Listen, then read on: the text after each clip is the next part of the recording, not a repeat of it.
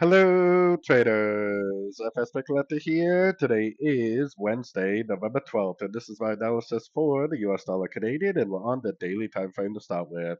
So on the daily time frame, we still don't really know for sure whether the wave A is over. We really don't know whether this move down is for sure just a pullback to this move up, meaning that it will just bounce from a fib level break to the upside on sort of time frames to continue the uptrend, or whether the wave A is complete and it will just keep on making lower lows, lower highs on sort of time frames and give us a break of structure, which would most likely confirm that we're in a wave B, which would be a pullback to the whole move up most likely.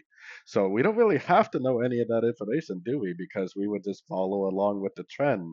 The 2 to 4 hour time frame I think is tuned correctly. If we break structure to the upside, then I'll be more than happy to start looking for longs, especially if it happens at a Fibonacci retracement level.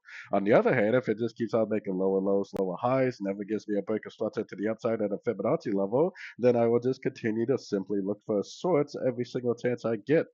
So we're just following along with the correctly tuned structure. Right now, the structure is right here. If it breaks above that, I'll switch to longs.